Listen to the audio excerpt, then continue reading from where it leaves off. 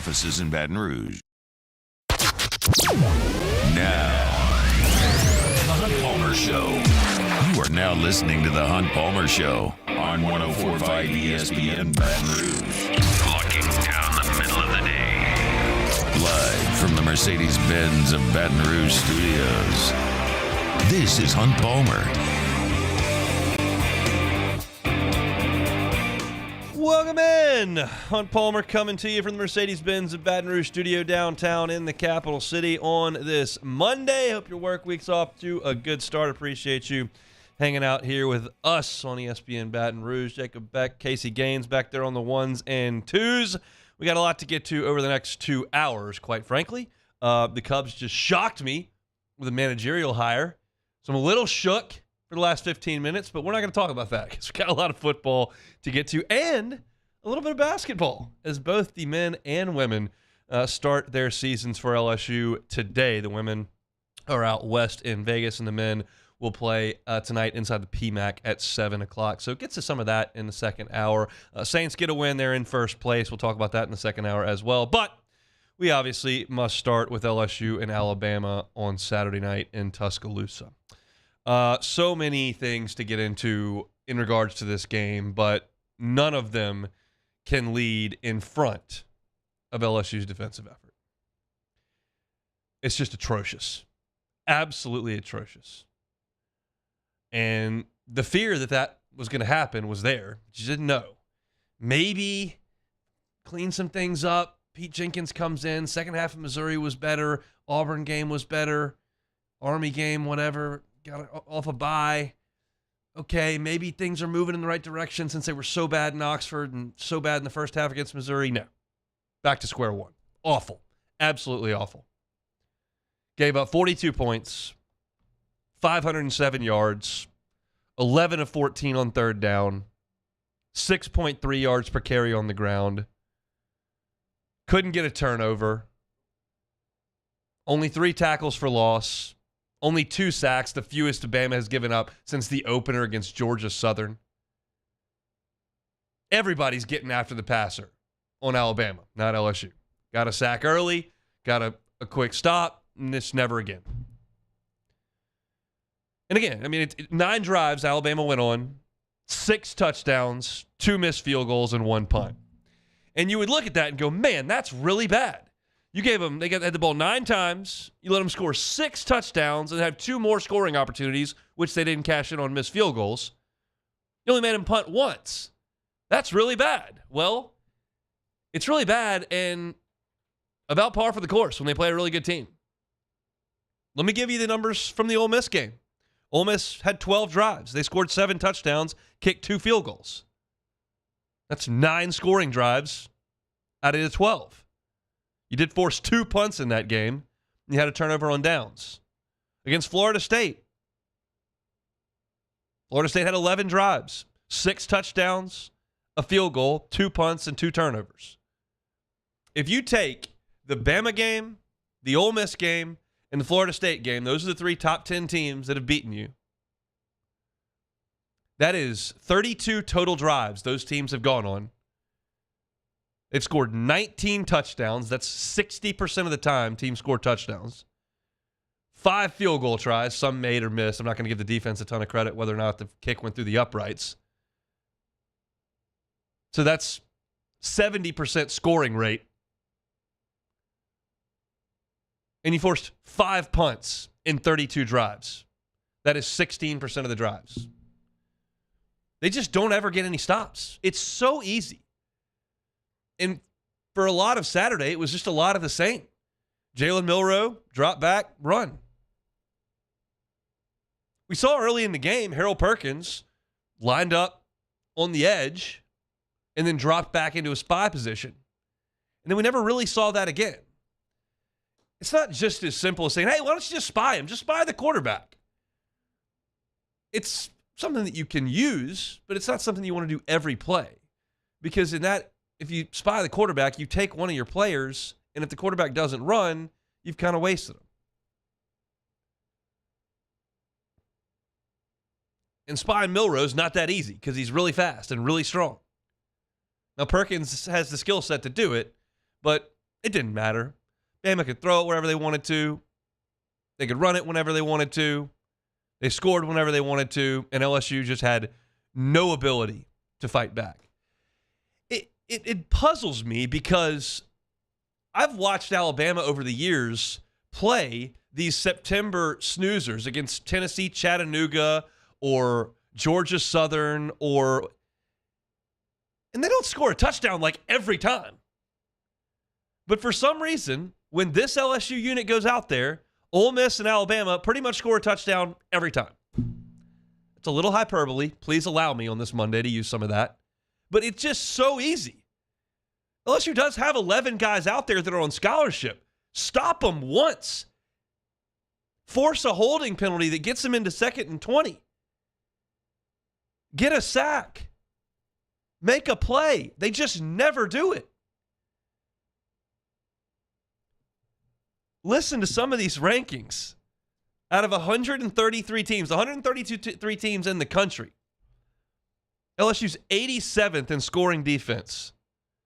Keep in mind, this counts games against Grambling and Army. 87th in scoring defense, 104th in run D, 81st in pass D, 100th in total defense, yards allowed. Third down defense, you ready for this one? 125th in the country out of 133 teams. There's 8 worse than you on third downs. LSU, there's 8. Red zone touchdown prevention, 119th. Sacks per game, 98th. Tackles for loss per game, 95th. Turnovers, 89th. 20-plus yard plays allowed, 105th. I just went through scoring defense, run defense, pass defense, total defense, third down defense, red zone touchdown preventions, sacks, tackles for loss, turnovers, and big plays. LSU's not in the top 80 in a single category, not one. That is unbelievably difficult to imagine. Guess you don't have to imagine. It's right there in front of you. I know a couple of your transfer corners aren't around. I know you had an injury to your best corner and your best defensive lineman. I know all that. Everybody else has guys hurt too. Get a stop. And even when they're in position to get a stop, they can't do it. We knew all week, talking about Alabama, that Jalen Milroe, who's not a very good passer, generally speaking, makes 1 or 2 horrendous throws in every game. Awful early interception against Texas into the flat. Terrible red zone decision and throw against Ole Miss. That gets picked off. Strip sack against Tennessee. He is prone to making a terrible play, and he made one on Saturday. And Andre Sam came flying over there and undercut it and missed it by 4 feet. That's the pick. That's the game-changing play. LSU had the momentum at that point. The offense was cooking. Milroe makes the terrible throw that he's prone to make. And your guy's there and he can't make a play. It's the compounding issues. It's lack of talent, lack of depth, lack of execution, poor play. Like everything that you could stack up is bad. And I'm just not going to give the group any credit for efforts against Army and Auburn. You've got to go do it against the good teams. And when the good teams show up, LSU is allowing scores on 70% of drives, touchdowns on 60% of drives, and they force a punt 16% of the time. 5 punts in 32 drives in those 2 games. It's just such a crippling feeling for an offense to know that you have to be perfect. Mason Taylor drops one over the middle. Uh-oh.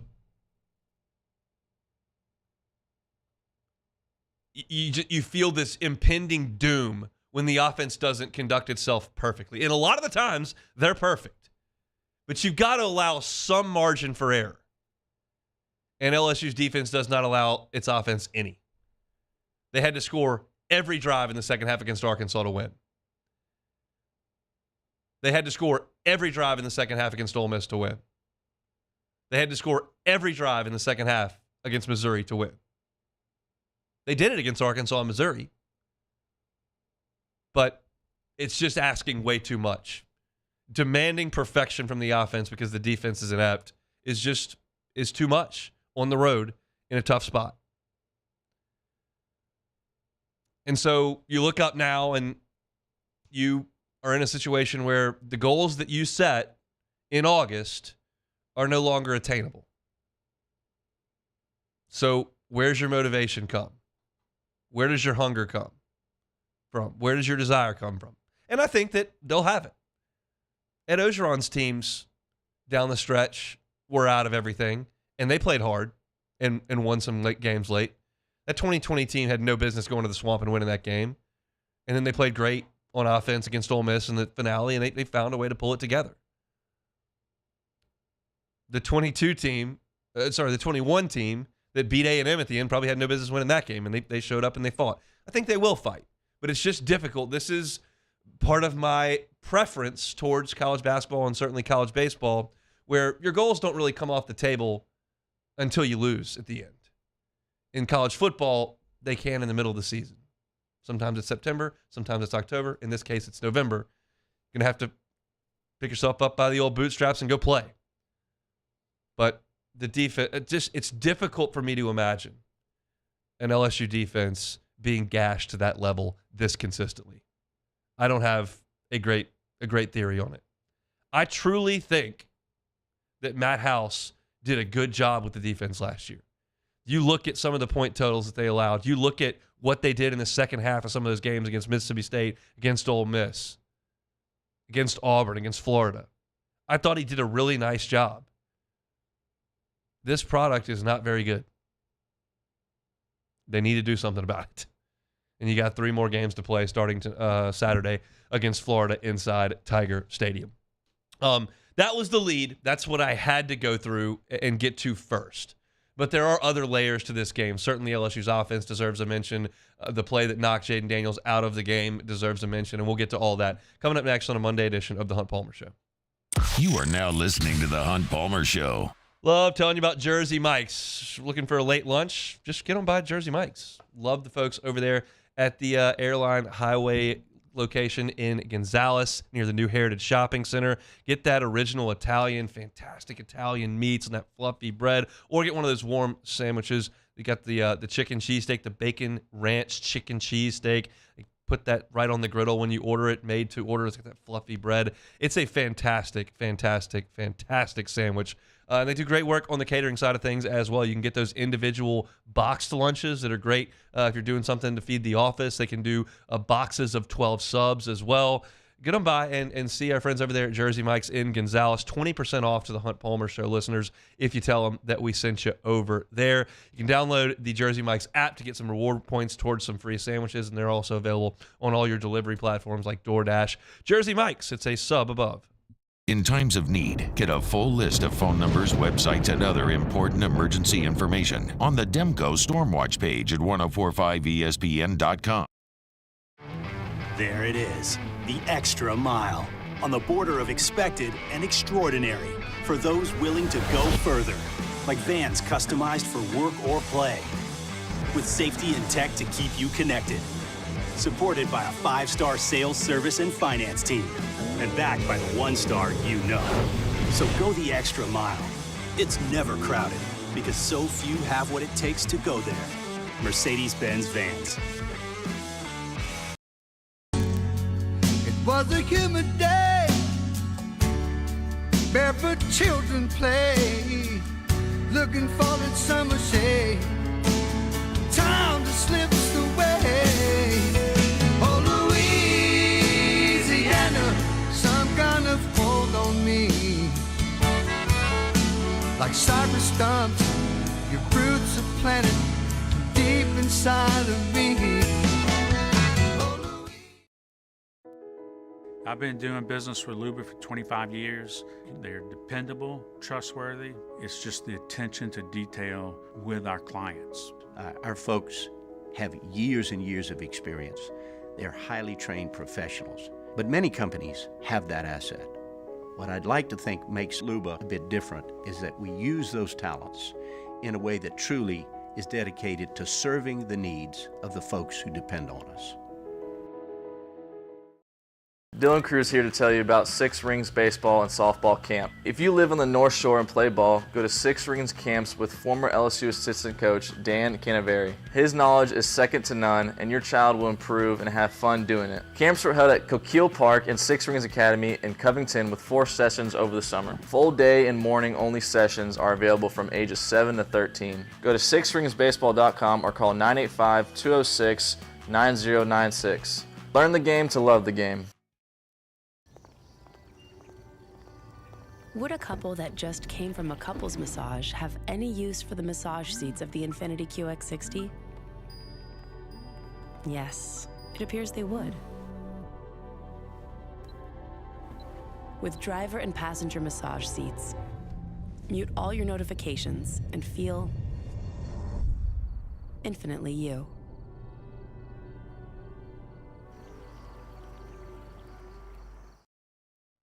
Scooncha, fall in the air. Fall is right around the corner, which means fall fishing is, which means it's time for you to take your boat to the next level with front-to-back boat service in a bunch of different ways. You want a custom stair job, you can have a ton of fun out there on the water.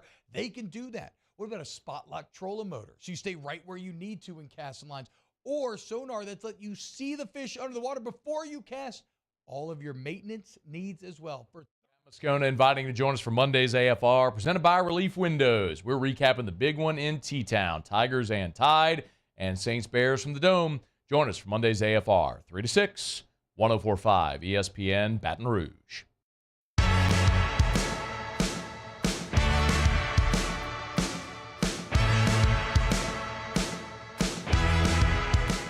You're listening to the Hunt Palmer Show on 104.5 ESPN Baton Rouge. Yeah, he had a head injury, was not able to come back. We'll obviously have to, put him through more testing before I can accurately say whether that was concussion, non-concussion, things of that nature. It's Brian Kelly after the game on Saturday talking about Jaden Daniels. Kelly elaborated more on his press availability about an hour ago with Jaden. He's going to be day-to-day. Today's not a practice day. He said he was feeling better. So we'll see. There's a protocol that they've got to go to see if he can play coming up on Saturday, but we won't have that information probably until a little bit later in the week. I'll say this. We'll just get to it now. The Dallas Turner hit on Jaden Daniels was called for roughing the passer, as you know. My assumption is that was a roughing the passer foul based on Dallas Turner landing on Jaden Daniels with his full body weight, because it just, to me, checked every targeting box there is. I hate the targeting rule. I think it's ludicrous that kids have to be ejected from a game and miss half of the next game if it's in the second half. I think that rule is laughable.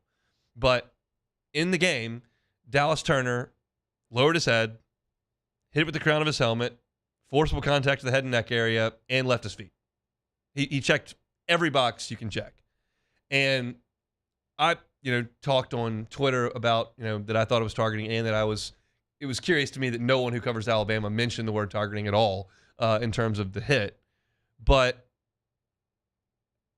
I'm just not sure how they deemed that wasn't targeting. They had enough time because of the injury to review it, and I'm certain that they did do that.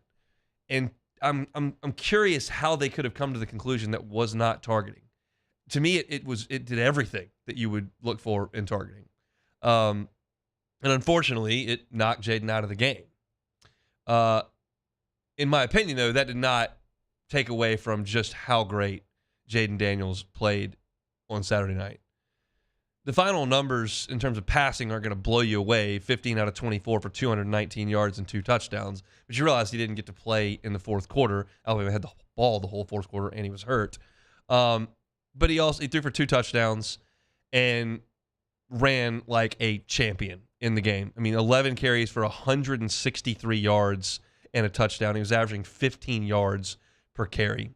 He was Herculean in that game on Saturday, and I believe showed himself to be the best player in college football. It's sad that the Heisman Trophy is so directly tied to wins and losses, and so often will neglect someone based on the performance of their team. I apologize. I just don't think that it's Jaden Daniels' fault that LSU's defense can't tackle any humans. That to me, doesn't really fall into his line of work. But he is sensational. And the offensive line held up for the most part. He had time to throw. Malik Neighbors was sensational. 10 catches for 171 yards and a touchdown. That first touchdown that Daniels hits Neighbors on felt so reminiscent to the first drive down in Tuscaloosa in 2019 when Burrow hit Chase down the right sideline. It kind of announced their presence. Hey, I know that LSU hadn't been great at quarterback in this rivalry over the years, but that's changing this year. And he was just so good all night long until he was taken out of the game. And LSU to win that game was going to need to catch a couple of breaks. They needed that tip pass to be they needed to tip a pass and get an interception and create a short field. Bama got that. And they needed Jaden Daniels to be basically Superman, and he was for 3 quarters and then got knocked out of the game. So it's such a bummer. It's not well LSU lost. I don't think that Dallas Turner's hit was dirty. That wouldn't come under the dirty envelope to me. When I think dirty, I think of a cheap shot. This to me was a guy who was going in there with some bad intentions, which is how you have to play defense. And he wanted to hit Jaden Daniels as hard as he could. He just went higher than he could legally, in my opinion. But clearly, whoever was looking at the vanity monitor for the SEC or for the officiating crew didn't see it necessarily the same way. But I mean, you look at what LSU did at catching the ball. I mean, the play Neighbors makes down the sideline to keep his foot in bounds, the throw that Daniels made to drop that in the bucket was just fantastic. And there was really not anything that Alabama could really do, but hope that LSU would, self-inflict a couple of wounds, and you get the Will Campbell hold, and then you get the Mason Taylor drop, and that was kind of where the game shifted a little bit. And then when Daniels goes out, it doesn't really matter, but you demanded perfection, and basically LSU's offense is unstoppable by other teams. They just ran out of time against Ole Miss and self-inflicted some things in this game. And then if you go back to the Florida State game even, Malik Neighbors falls down, and you get a pick. I mean, if he doesn't fall down, probably not an interception. And then you had a Kyron Lacey drop on a big third down play in the Florida State game that hurt you. If LSU doesn't hurt itself on offense, I don't know that there's a defense in America that can stop them. They just go right down the field almost every single time. And you look at LSU's drives in this game, and they went right down the field and scored a touchdown. You had the turnover on downs on the second drive. Then you go down, get a field goal. Then, boom, 3 drives in a row, touchdown, touchdown, touchdown. You had to punt once, and then you had the pick, and then Jaden Daniels came out of the game. But the pick was a nice play by Dallas Turner to get his hand up and knock the ball up in the air. It's just luck of the draw where that ball ends up going. If you get your hand up and just knock it straight down, it's a nice play, but certainly not a game changer. But if you tip it and the ball goes up and you happen to have a couple guys there, then all of a sudden you got that game-changing play. But LSU created points on 5 of its first 6 drives.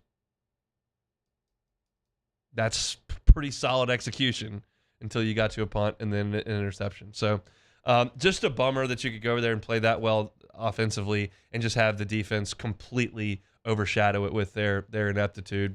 Jalen Milroe is a really good running quarterback. I tweeted this out, and I still believe it. Jalen Milroe is the physical embodiment of every creative player that I ever made on a video game playing quarterback. He's big, he's fast, and he can throw it deep and wants to throw it deep like I would want to do if I was a 12-year-old playing a video game. And sometimes you just got to tuck it down and run, and you're just a really, really good runner. Those two guys were trading blow for blow, and neither defense really had an answer in terms of a spy or blitzing or getting home or covering. And in the end, Alabama just outlasted LSU, and we'll play some big games moving forward. And LSU's got to pick themselves up and find a way to go get after it against Florida coming up on Saturday night in Death Valley. So still got a little bit more on this game that I want to talk about.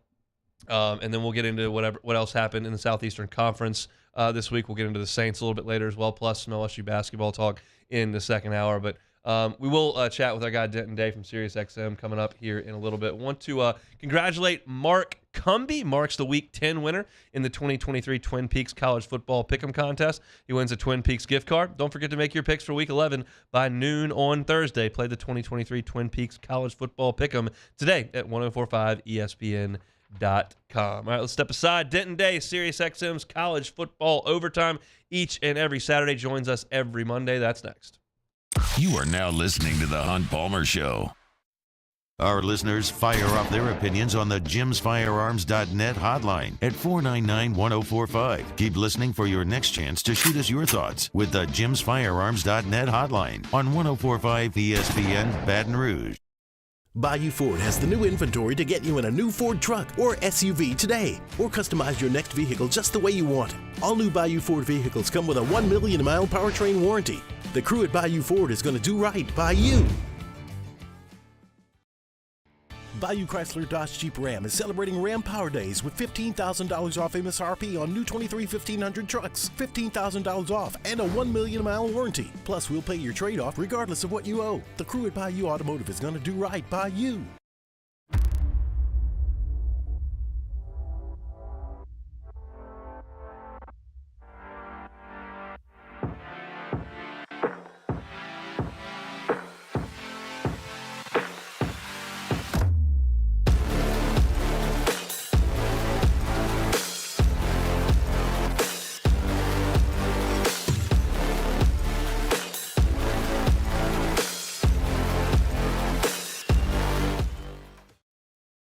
Running Boards Marketing can help you get their attention. Imagine your brand's message on a giant LED billboard truck that can't be skipped and is nearly impossible to ignore. Running Boards Marketing is the leader in effective and affordable advertising on digital mobile billboards, which are 2 times more effective than traditional billboards. With a 97% recall rate, you'll leave a lasting impression with your customers.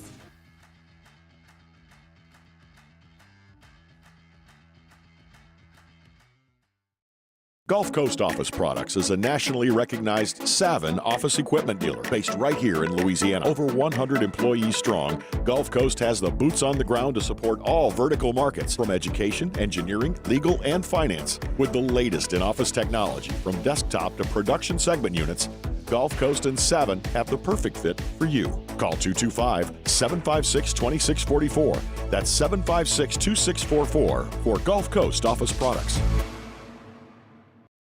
Electricity is all around us, and our families depend on it. Every day is sparked by the power of a cold drink or a warm meal, a movie night, and a comforting light at the end of a dark hallway. From sunrise to sunset, playtime to bedtime, our team is ready to take care of your electrical needs. Even in the case of an after-hours emergency, the light in your life shines brighter with Mr. Electric. I've been doing business with Luba for 25 years. They're dependable, trustworthy. It's just the attention to detail with our clients. Our folks have years and years of experience. They're highly trained professionals, but many companies have that asset. What I'd like to think makes Luba a bit different is that we use those talents in a way that truly is dedicated to serving the needs of the folks who depend on us. Dylan Cruz here to tell you about Six Rings Baseball and Softball Camp. If you live on the North Shore and play ball, go to Six Rings Camps with former LSU assistant coach Dan Canaveri. His knowledge is second to none, and your child will improve and have fun doing it. Camps were held at Coquille Park and Six Rings Academy in Covington with 4 sessions over the summer. Full day and morning only sessions are available from ages 7 to 13. Go to sixringsbaseball.com or call 985-206-9096. Learn the game to love the game.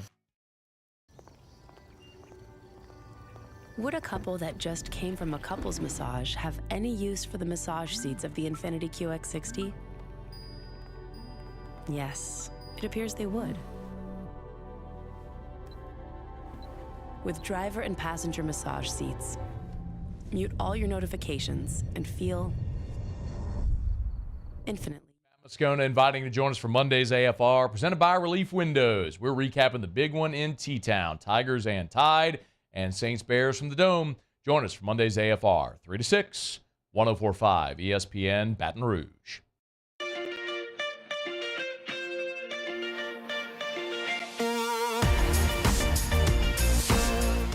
This is the Hunt Palmer Show on 104.5 ESPN Baton Rouge. Hope your work week's off to a good start. Appreciate you hanging out with us here on 104.5 ESPN Baton Rouge. It is Monday. It is 1:30. That means it's time to head to the Jim's Firearms Hotline and chat with our guy Denton Day, Sirius XM's college football overtime each and every Saturday and here every Monday. Denton, how are you, sir? I'm good, man. Hope you are as well. We're doing all right. You know, not a great result for us on Saturday night. What'd you learn watching LSU and Alabama? I learned that Jaden Daniels should still absolutely be one of the front runners for the Heisman Trophy, and I learned that Jalen Milroe can ball. It's not always the prettiest thing in the world. It's a lot more running than it was passing this weekend, but he definitely has a little bit of game around him. It was impressive to see him perform at a big stage. Do you think Alabama has the goods to win a national championship this year?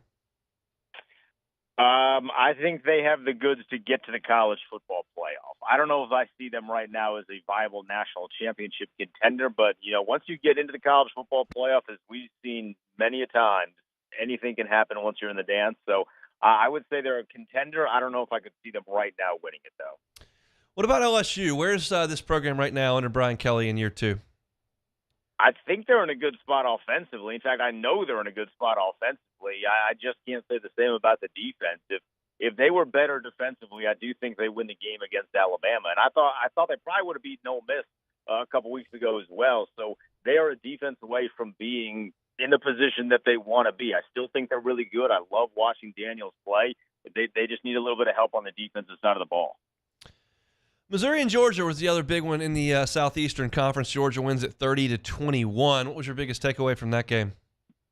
I was really surprised the way that Missouri hung with them. In a sense, the line on that one was 15.5, and as you know, I'm a big-time degenerate. So my thought was, well, if they're giving me Georgia laying 15.5, I'm going to lay the 15.5 with Georgia. I was really surprised the way that Missouri was able to hang with them in ways that we didn't see Florida do when many people thought they would, and when we didn't see Kentucky do when many people thought they would. So I think Missouri, even though it was a loss, and you maybe don't want to be at the spot of moral victories, but if we're being honest, that's a program that could use a moral victory. So the way they hung with Georgia was impressive. I was very surprised with Missouri, but Georgia is still the truth. Georgia is exactly who we thought they were. Now the only difference between now and a couple weeks ago is they're starting to build a resume with quality wins. And they're not afraid to get into a tight game and just make winning plays in the fourth quarter. I realize it's not as sexy as it's been the last 2 years where they're just blowing everybody out, but they've gotten into some tight games, and they just seem to always make the play to get it done. A team that does not make plays to get it done on the road for the last 9 tries in 2 years is Texas A&M. They went to Oxford and got a field goal blocked at the end of the game. They lose at 38-35. Do you think that we're starting to see the beginning of the end for Jimbo Fisher? I think we're probably at the middle of the end at this point. It seems like they have, I guess, I'm sure you're familiar with the term LeBron stats, just these weird statistics that you didn't even know existed that somehow exist. I think the college football version of that is the Texas A&M stat, because every single week there's some more unbelievable stat of how bad they've been for like a decade and how Jimbo Fisher really hasn't made that big of a difference outside of the recruiting realm. I think we're in the middle of the end, and I'm sure you're in the same boat. I'm going to enjoy this ride while the roller coaster's still going. We'll see. There's a part of me that wants Jimbo to stick around, but the only way I think that's going to happen is if they beat LSU, and I can't go that far. So we'll see. But Ole Miss moves to 8-1, 5-1 in the Southeastern Conference, and they'll head to Athens this week. I want to get to that game. Well, let's just do it now. I mean, do you give Lane Kiffin any chance between the hedges on Saturday?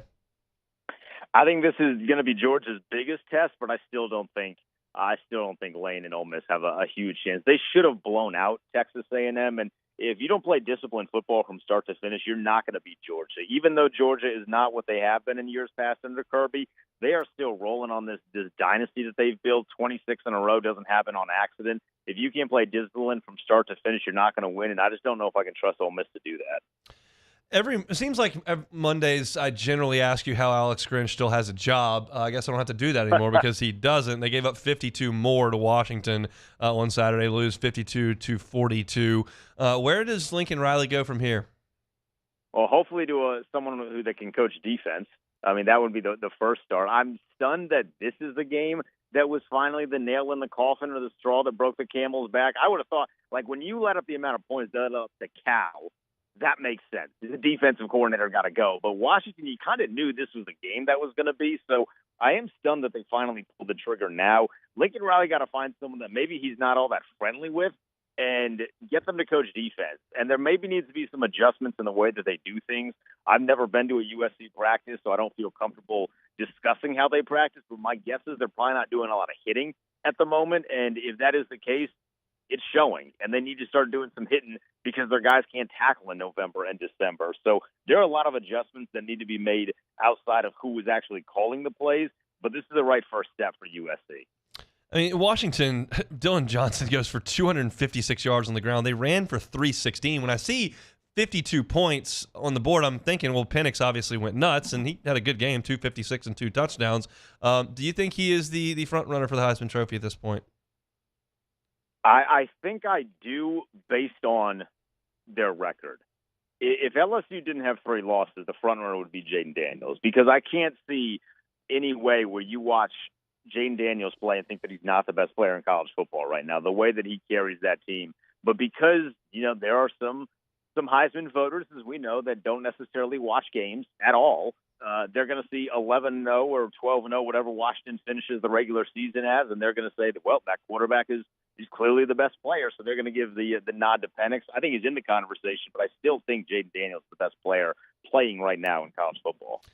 We'll see if he gets an invite. I'm not sure if he's going to play this week against Florida, and then you've got a Group of 5 opponent the next week in Georgia State. So I'm not sure when the next time we'll see Jaden Daniels is. Maybe it's Saturday. Maybe it's not for a couple of weeks. We'll just have to see when the concussion cobwebs clear out. Clemson got a win over Notre Dame, 31-23 in the other Death Valley. Where are you on Marcus Freeman right now in South Bend? I'm kind of indifferent right now. I thought Notre Dame was going to be in a position where they would at least be in some high-profile conversations in November. I didn't think they were going to be in the college football playoff discussion. Like, I certainly didn't think that they'd be in the top 10 around this standpoint, but I didn't think they would lose entering this game to Clemson. That just didn't seem feasible. Now, Clemson covering seemed very feasible given all of the theatrics that happened with that program this week, but I did not think that they were going to come in and beat Notre Dame. So I don't know where Marcus Freeman goes from here. They need to recruit better. They do not have the offensive talent to hang with some of the big teams that they're going to, and they want to end up facing in the late months of the season. So they got to get out on a recruiting trail and get some guys for a quarterback to throw to. This is not a high-profile game, but it was an interesting game to me as Arkansas goes to the Swamp and beats Florida. Now, Billy Napier inherited a little bit of a mess from Dan Mullen, and the recruiting class on paper looks very, very good for this year, but the product on the field stinks. And so I'm curious what you think about a year and a half into Billy Napier's tenure in Gainesville. I still think they're moving in the right direction, but they have been a very hard team to get a pulse with. As soon as you think you feel a certain way about them, they have a showing like they did this weekend. Because if you would ask me 2 weeks ago, I thought Graham Mertz was playing well. It kind of looked like this was the Graham Mertz we were promised after that one game in the COVID season against Washington. You're like, all right, maybe he's found something. Like, that's not out of the realm of possibility, right? I mean, Bo Nix is the same thing. Didn't work at Auburn, gets to a new place. All of a sudden, you can kind of unlock some things. I thought they had that with Graham Mertz. And then the past couple of weeks, it has shown that they do not have that with Graham Mertz. They need consistency. Like, that's the one thing Billy Napier needs to get better with. They need some consistency because they have talent. They just cannot put it together on a week-in, week-out basis. All right, let's move to this coming week briefly. Michigan is playing Penn State in Happy Valley. Michigan is a 3.5-point favorite in that game. Do you think James Franklin's got the ability to get his team up for one of these? No. Okay. I mean, like, sign stealing regardless. I don't trust James Franklin. I want Penn State to win. I think that makes the Big Ten conversation all the more interesting if Penn State wins. But let's be honest, only the fans want Penn State to win. The Big Ten does not. The Big Ten wants Michigan to go unbeaten, and they want to go undefeated Ohio State versus undefeated Michigan. I think Michigan's just a better team than they are. I know they haven't been tested. I can't wait to see what they look like against a team that's playing capable football the way Penn State is, but they're a better team.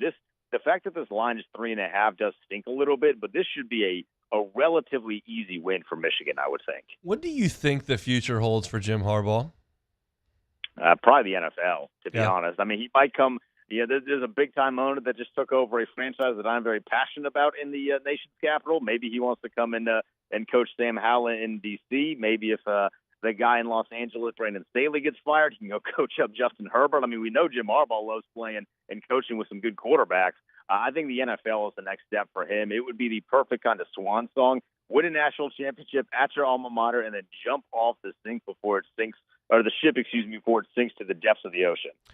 Do you think that he will be able to leave on his own accord? Is there a chance he could get fired for this?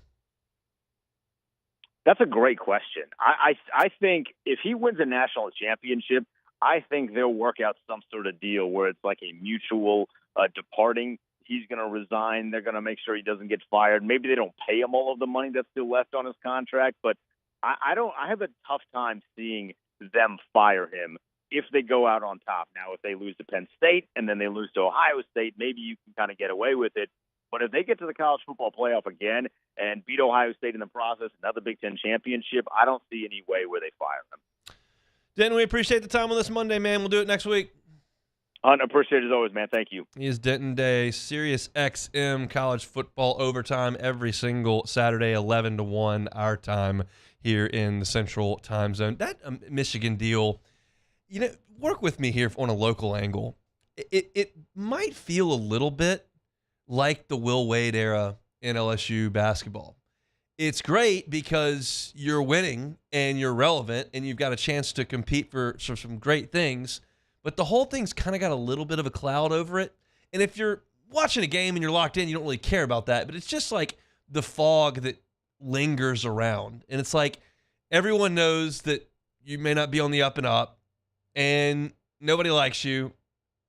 You're winning, but is it going to come crashing down at some point? Like, that's the feeling that I had during the Will Wade era. Like, I knew that everyone hated LSU basketball. I knew that things were probably not on the up and up all the time, which was fine with me. But they were winning, and I loved that. I loved the fact that LSU basketball was relevant and competing in the Southeastern Conference and making the tournament every year and producing NBA players, and like that was awesome. But you always kind of had the feeling that maybe, just maybe, this was going to come crashing down, and eventually it did. It just feels like this is going to come crashing down in Ann Arbor. I don't know if it's whether he gets fired. There's more evidence that we don't know, whether he just leaves for the NFL and they've got to try to hire a new coach. You've got a guy in place that has proven he can win. But how long is it going to last? And that's the way that it felt with LSU and Will Wade. I think there are some similarities there, and I just don't. I think that Jim Harbaugh will move on from Michigan at some point in the very near future. We'll just see when that is. That should be a great game, great environment in Happy Valley coming up on Saturday. It's an interesting slate. Utah's at Washington. Tennessee is at Missouri, which is a pretty big one.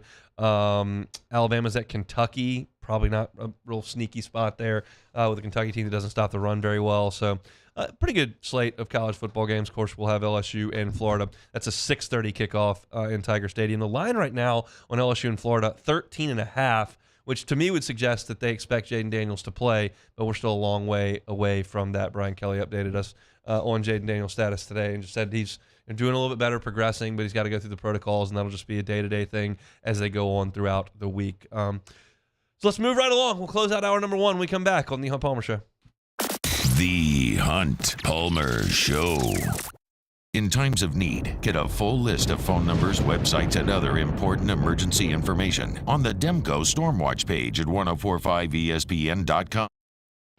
Bayou Chrysler Dodge Jeep Ram is celebrating Ram Power Days with $15,000 off MSRP on new 23 1500 trucks, $15,000 off, and a 1 million mile warranty. Plus, we'll pay your trade-off regardless of what you owe. The crew at Bayou Automotive is going to do right by you.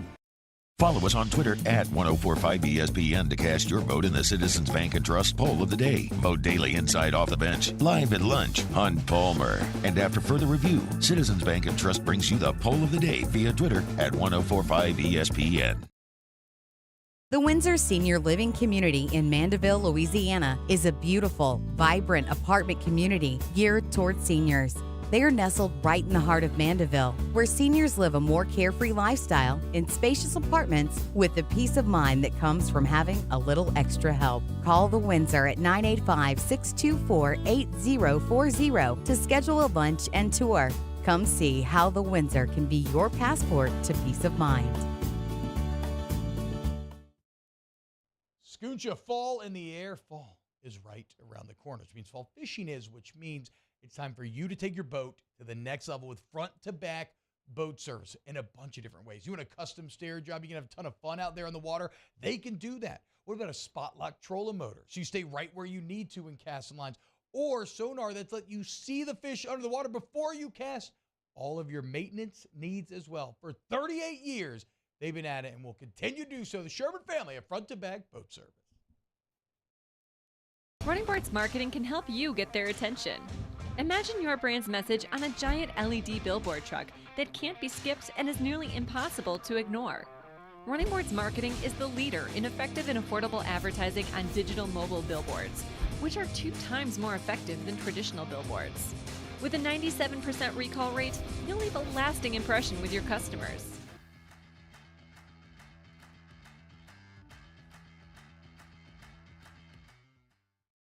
Gulf Coast Office Products is a nationally recognized Savin office equipment dealer based right here in Louisiana. Over 100 employees strong, Gulf Coast has the boots on the ground to support all vertical markets, from education, engineering, legal, and finance. With the latest in office technology, from desktop to production segment units, Gulf Coast and Savin have the perfect fit for you.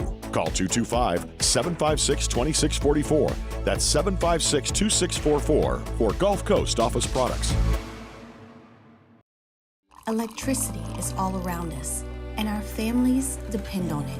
Every day is sparked by the power of a cold drink or a warm meal, a movie night, and a comforting light at the end of a dark hallway. From sunrise to sunset, playtime to bedtime, our team is ready to take care of your electrical needs. Even in the case of an after-hours emergency, the light in your life shines brighter with Mr. Electric.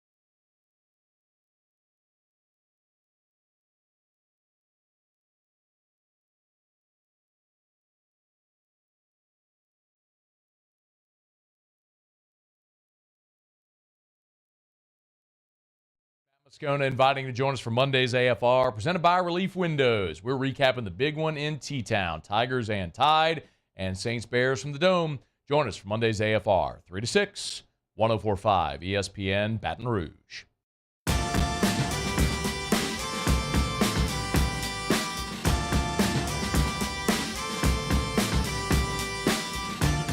You're listening to the Hunt Palmer Show on 104.5 ESPN Baton Rouge.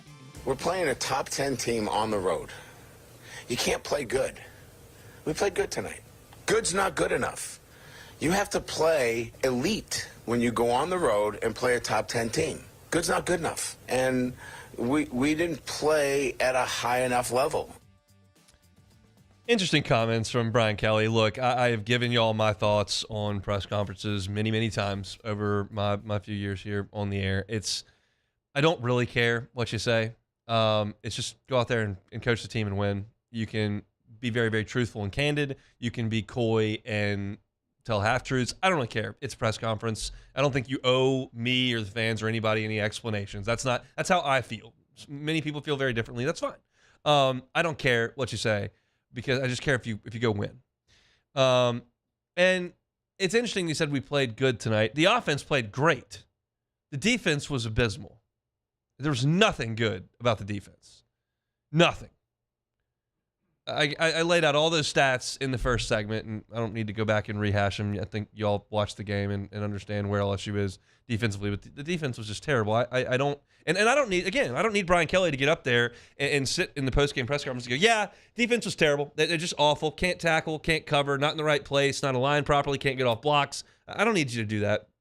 That's not necessary. But I'm curious if he believes that there was some real good on the defense, because I certainly didn't see it. We'll listen to some more sound from Brian Kelly from Saturday night. This is talking about the challenges of dealing with Jalen Milroe. Well, I think it's the challenge that we knew.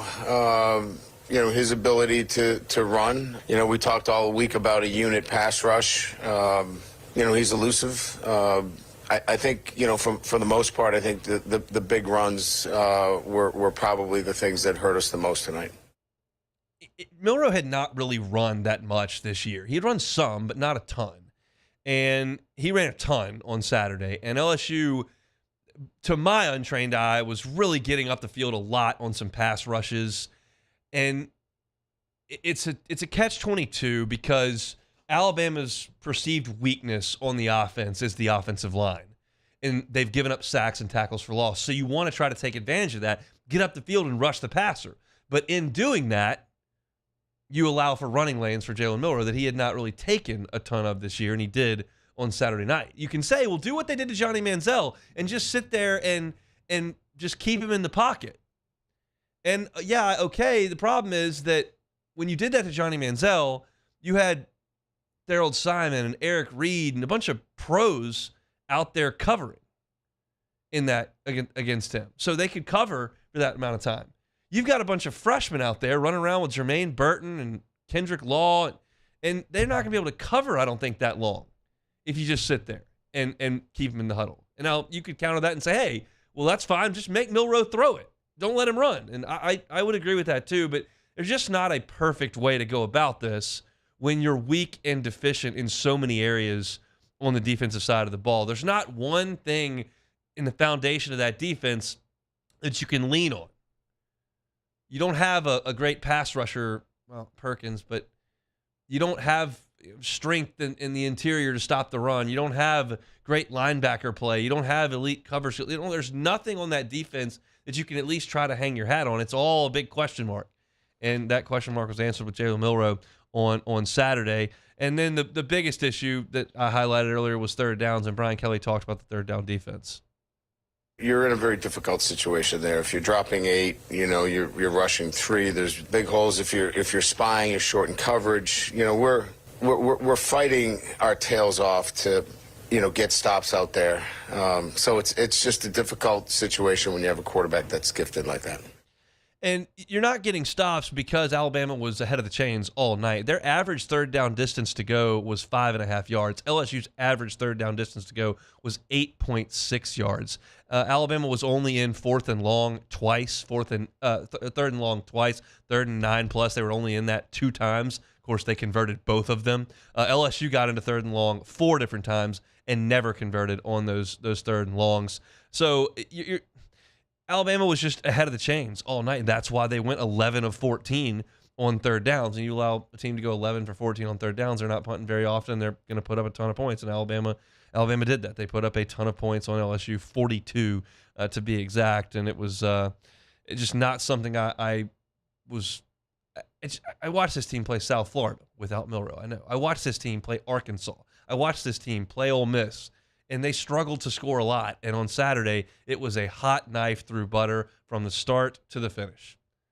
And it's just a sobering blow.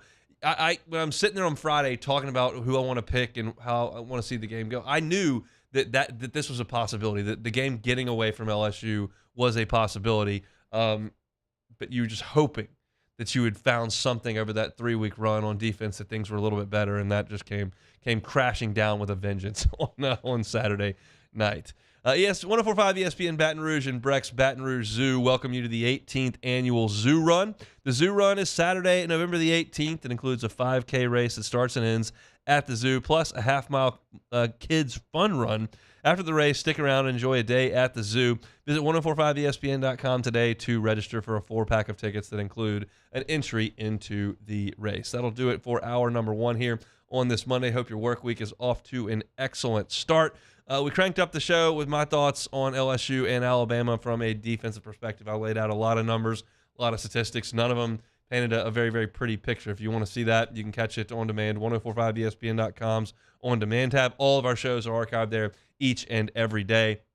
You got OTB, you got Live at Lunch, you got the Hunt Palmer Show, you got AFR. They're all there at 1045ESPN.com. Also on Apple Podcasts, Spotify, Google, anywhere you find your podcast, you can find the Hunt Palmer Show. We appreciate it if you like, subscribe, rate, and review. We also got a couple of YouTube channels that we'd love you to check out. Hunt on LSU is going to have my thoughts on this LSU defense. Hunt on Saints will be uploaded later today with our Saints content in the second hour. Talked about the targeting or non-targeting and what Jaden Daniels meant to the team. And, then, of course, as we do each and every Monday, we had Denton Day from SiriusXM's College Football Overtime on, chopping up the weekend in college football. When we come back after this timeout, we'll get some thoughts on the SEC games on the weekend and my picks against the spread. Saints reaction as they got a big win, and we'll preview LSU's basketball opener tonight inside the PMAC as well. So come back with us after Sports Center. You're listening to the Capital City's leader in sports talk. That is, of course, 104.5 ESPN Baton Rouge. We're back after Sports Center. The Hunt Palmer Show. Bayou Ford has the new inventory to get you in a new Ford truck or SUV today, or customize your next vehicle just the way you want it. All new Bayou Ford vehicles come with a 1 million mile powertrain warranty. The crew at Bayou Ford is going to do right by you.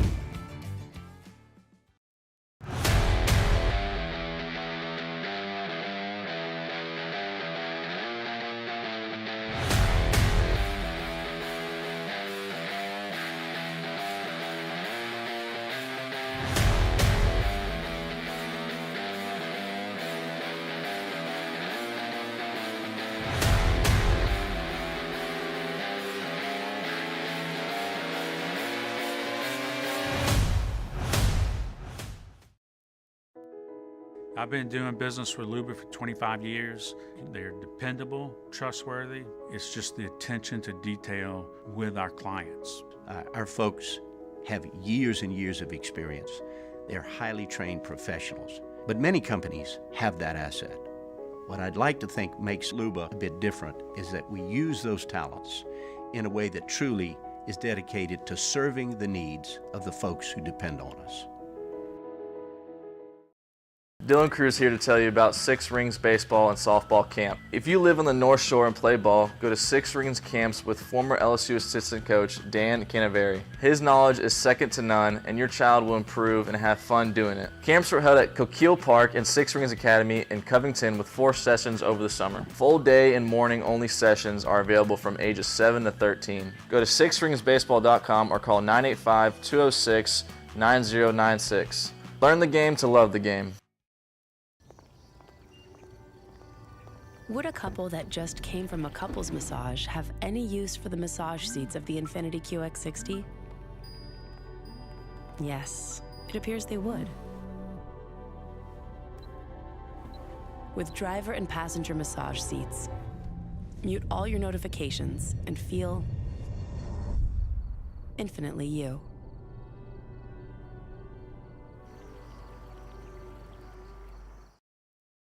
Scooncha fall in the air. Fall is right around the corner, which means fall fishing is, which means it's time for you to take your boat to the next level with front-to-back boat service in a bunch of different ways. You want a custom stair job, you can have a ton of fun out there on the water. They can do that. What about a spot lock trolling motor? So you stay right where you need to in casting lines. Or sonar that's let you see the fish under the water before you cast. All of your maintenance needs as well. For 38 years, they've been at it and will continue to do so. The Sherman family of front-to-back boat service. Running Boards Marketing can help you get their attention. Imagine your brand's message on a giant LED billboard truck that can't be skipped and is nearly impossible to ignore. Running Boards Marketing is the leader in effective and affordable advertising on digital mobile billboards, which are 2 times more effective than traditional billboards. With a 97% recall rate, you'll leave a lasting impression with your customers.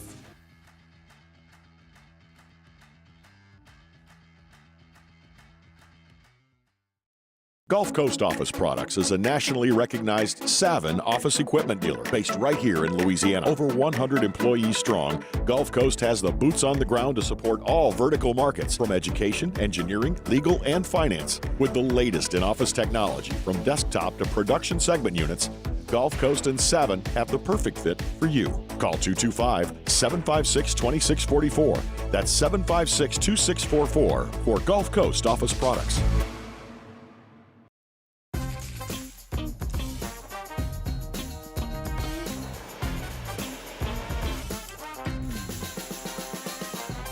The best kept secret in town is out. Discover Tallulah at the Renaissance Hotel on Bluebonnet.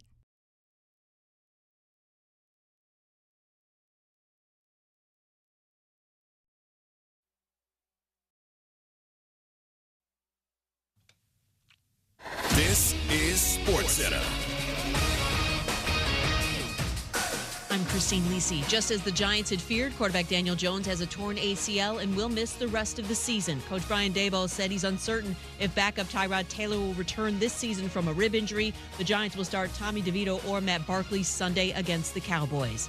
Monday Night Football, Chargers-Jets. LA's won the last 4 meetings, but the streak ends tonight because of New York's defense, believes ESPN's Ryan Clark. Quincy Williams is playing at an all-pro level. Yes, I said Quincy, not Quinnen, who is also playing extremely well. On the back end, they fly around and they make plays. I expect a close one, but they just edge out Justin Herbert and the Los Angeles Chargers. Monday Night Football, 8 Eastern, ABC, ESPN, and ESPN2. Baseball, the Cubs fired David Ross, hired Brewers manager Craig Counsell as his successor. Counsell 5 years, $40 million, the highest ever for any MLB manager. Yankees bullpen coach Carlos Mendoza hired as Mets manager. Guardians hired Mariners bullpen coach Stephen Vogt as their new skipper. NBA, James Harden ready to make his Clippers debut tonight against the Knicks at Madison Square Garden.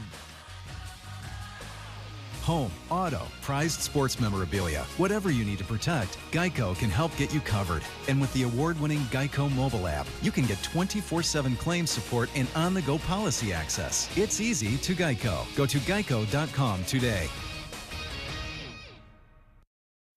Ladies and gentlemen, may I direct your attention to something quite extraordinary? Now, the Hunt Palmer Show. The Hunt Palmer Show on 104.5 ESPN Baton Rouge. Live from the Mercedes-Benz of Baton Rouge studios. This is Hunt Palmer. Hour number 2, Hunt Palmer Show, 104.5 ESPN Baton Rouge. My thoughts on the black and gold getting a victory in 15 minutes. But we're going to start with the SEC here. Gambling picks entered the week 34-32 on the season against the number. It had a good Saturday. I had Ole Miss -3. That pushed. But I did have Tennessee laying 36 against UConn. That cashed. I had Arkansas catching 4.5 in the Swamp. They won that outright. That's a winner. Had Jacksonville State getting 15.5. They covered that. They lost only by 10. I had Georgia laying 15.5. That one did not hit. But I did have Auburn laying 12.5 at Vanderbilt, as well as Kentucky laying 4.5 in Starkville, and both of those won. It was a 5-1-1 week for me. That pushes the season-long total to 39-33-1. So we're 6 games north of 500 now. Feeling pretty good about that. And let's talk about what we saw in the Southeastern Conference on Saturday. We'll start with A&M and Ole Miss. This is over for Jimbo Fisher. I think it's over. Because you're talking about a program that has now lost 9 straight games on the road. 9 straight games on the road. You're talking about a program that was 5-7 last year and is 5-4 this year. That's 10-11 over 2 seasons. They're close. They lost close to Alabama the last 2 years. They lost close at Ole Miss on Saturday. They lost close in Knoxville. They lost close in Miami. Like, they're close, but they don't win. And when you look at Texas coming into the SEC, riding recruiting momentum, and you look at A&M, who can't get out of its own way and has a coach in the division for now that's just openly barbing your program time and time and time again, and then beating you. That's 3 in a row. Ole Miss has beat Texas A&M. Mississippi State beat them the last 2 times. That's 5 straight losses to the Mississippi schools. This is over. And I was listening to Texags, Billy Lucci and that crew over there yesterday, and then again this morning, just to kind of get a pulse for how things are feeling over there. And you can tell. I mean, they're speaking in past tense about this era. And it's interesting because there's a part of me that wants to see Jimbo Fisher stay at A&M because I feel like he's doing a poor job, and I like that. I'm scared that they're going to move on from Jimbo Fisher and get the next really good coach. Could do worse. Jimbo at least recruits a lot of really good players. The other part of it wants me to have them fire him because there are 3 guys in this high school class that are very interested in Texas A&M and LSU, and you feel like if you got a coaching change in one spot, you've got an opportunity to pounce a little bit. Max Johnson's hurt. Sounds like, there's no report, and I haven't heard what Jimbo said today, but it sounds like he may have some broken ribs. That's not something that heals super quick. That would be down to their 3rd-string quarterback. They got a transfer from Fresno State. We'll see. But A&M's in a bad way. They continue to lose 2+ years of losing every road game. And I think Jimbo Fisher's time will probably end the Sunday after the LSU game. That's my guess. As far as Ole Miss goes, they're running trick plays. They're running schoolyard plays. If y'all missed this, they had a wide receiver run, quote-unquote, off the field, but stop just short. Nobody went with him. They snapped the ball, and he turned and ran like he was on the sideline, but he was in the field of play. They're having fun. They're winning games. They're 8-1. They're playing the biggest game in 30 years for that program coming up Saturday against Georgia. Speaking of Georgia, they take care of Missouri. Missouri acquitted themselves nicely in this game. You go into the half tied 10-10. You get punched in the 3rd quarter and didn't deliver a punch back, but they hung in the game. And Brady Cook turned it over a couple times, but they did run the ball. Schrader had 112 yards on the ground. But Georgia just finds a way. They found a way in Missouri last year. They found a way against Ohio State last year. They found a way against Auburn and South Carolina this year. And they did on Saturday. They just make winning plays when it has to be done. And that's why they're riding the longest winning streak in the country at this point. Now, what's going on in the swamp that we'll get a full taste of this Saturday is perplexing. Sunbelt Billy, you can't lose to Arkansas at home. You just that's a no-go. First-time play caller, team that was riding a 6-game skid, and Florida comes out in those hideous uniforms and immediately falls down 14-0. I mean, immediately. Give up a touchdown, scoop and score, bang, 14-0. But they kept back in it. They just tied at the half, and then you go to overtime, and you can't get a stop. Arkansas had been the worst offense in the conference, and they go for 39 points in overtime, 33 in regulation. That's a brutal loss. And the recruiting class for Billy Napier looks very good on paper right now that they're trying to reel in. Depending on the site, it looks very good.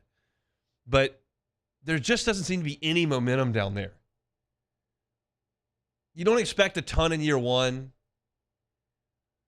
You're inheriting a program that hadn't been recruited very well, and you got to get that rolling. But you had Anthony Richardson and didn't really make anything of it. And then you come back in year 2, and this is a year you should see some marked improvement, and you're 5-4, and quite frankly, probably not going to make a bowl game. You're not favored in Baton Rouge. You're 2-touchdown dog in Baton Rouge. You're not going to be favored at Missouri either, and you're not going to be favored against number 4 undefeated Florida State in your house in the finale. That's what Florida's got left. At LSU, at Missouri, home Florida State. That feels like it could be 3 losses. That would be 5 losses in a row to end the season. That would be a team that doesn't reach a bowl game, that goes 5-7. And this was possible. Vegas put their over-under at 5.5. You knew that they had 2 really tough out-of-conference games. They got punked by Utah in the opener, and nobody really thinks that they got a great chance against Florida State. The outlier is just that weird one against Tennessee, where they got the running game going, and Tennessee couldn't get out of its own way, and like they always do in the Swamp, lost. But outside of that, Florida's been terrible. They beat up on the 2 worst teams in the league in Vanderbilt and South Carolina. Kentucky punked them, Georgia punked them, and now they lost to Arkansas. It just feels like things are not on solid ground for Billy Napier. I don't think he's about to get fired, but you're going to go into year 3 squarely on the hot seat if you can't figure something out the last 3 weeks. Interesting game down there. And Sam Pittman may have taken a step towards saving his job with a win in the Swamp. Arkansas' schedule is a touch more manageable than what Florida's got left. It's Auburn, Florida International, and Missouri, and they're all home games for Arkansas. So Sam Pittman could dig out of this thing that looks really, really bad as of 2 weeks ago. Make the change at offensive coordinator. Got to win in the Swamp. We'll see if he can cash that in for a little bit more moving forward. And lastly here, I'm not going to talk Auburn, Vanderbilt, or Jacksonville State, South Carolina, but I do want to talk about Kentucky going to Mississippi State and winning 24-3. And I don't really care about the Kentucky side of things. I care about the Mississippi State side of things from this perspective. They made a bad hire. They were in a bad spot. They had just a tragedy befall their program, and we understand why they made the hire that they did, kind of keep things steady. But they hired a bad coach. He's got a bad offense. He's got a bad defense. He's got a bad record, and there are no answers, and it's ugly. They won the game in Fayetteville, scoring 7 points. Then they showed up against Kentucky at home and scored 3. Meanwhile, across the state, you got a guy who's playing in the biggest game in the program in 20 years. They're 8-1. They're in the top 10 in the country, and you're sitting here at 1-5 in league play, 4-5 overall. Can't get multiple scores in back-to-back SEC games. It's not good. And the question is, does the new AD, who did not hire Zach Arnett, does their new athletic director have the guts to fix this after 1 year? Does he have it in him, say, hey, this wasn't my hire. We understand things are not very good. We got to make a change. It's not a normal thing to do to fire a coach after 1 year. They need to. They got a bad coach. They look awful. And I know Will Rogers went down. And I know that Mike Wright's not great, and they got a true freshman they put in at the end of the game that might play a little bit moving forward.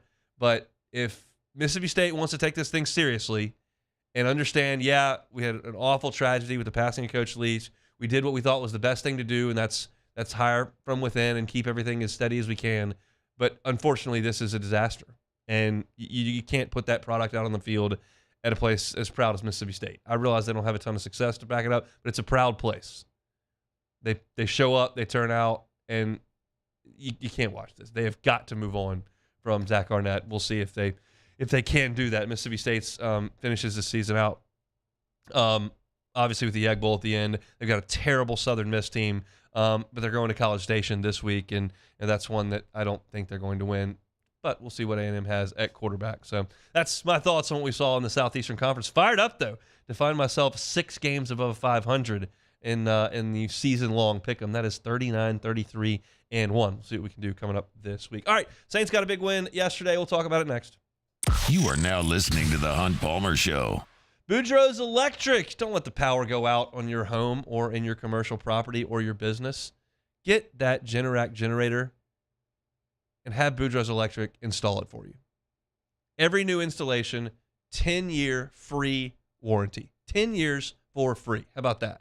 Another thing Boudreaux's Electric can do is they can monitor your Generac generator 24/7. So if it malfunctions, whether it's supposed to come on or not, they'll know about it and they can send a tech out to make sure it's fixed so that when the power does go out, your generator fires things back up. Neil and Melissa Boudreaux have been operating Boudreaux's Electric for 40 years. Second location in Gonzales coming up early next year, but the phone number is already working. So call them 225-300-9389, 225-300-9389, and Boudreaux's Electric will get you taken care of. Boudreaux's Electric. Our listeners fire off their opinions on the jimsfirearms.net hotline at 499-1045. Keep listening for your next chance to shoot us your thoughts with the jimsfirearms.net hotline on 1045 ESPN Baton Rouge. There it is, the extra mile. on the border of expected and extraordinary for those willing to go further, like vans customized for work or play, with safety and tech to keep you connected. Supported by a 5-star sales, service, and finance team, and backed by the 1-star you know. So go the extra mile. It's never crowded because so few have what it takes to go there. Mercedes-Benz Vans. It was a humid day, barefoot children play, looking for that summer shade. Time just slips away. Oh, Louisiana, some kind of hold on me. Like cypress stumps, your roots are planted deep inside of me. When it comes to ending cancer, we push forward, always working together for you. That's why our cancer experts at Ochsner have clinically integrated with MD Anderson Cancer Center. This means advanced cancer care, including access to life-saving clinical trials and integrating care to treat the whole you. Introducing Ochsner MD Anderson Cancer Center. Long live you.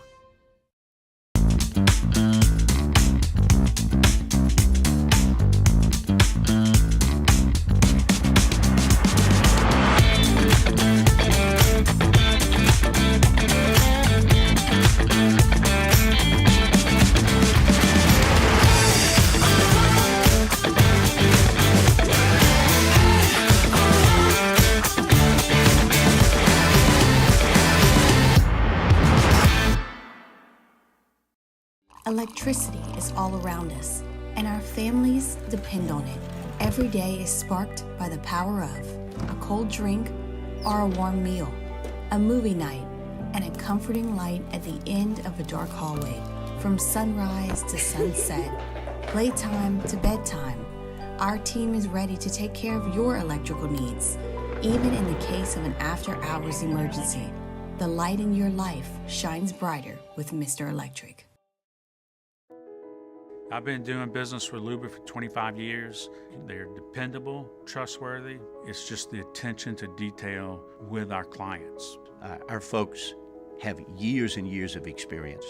They're highly trained professionals. But many companies have that asset. What I'd like to think makes Luba a bit different is that we use those talents in a way that truly is dedicated to serving the need.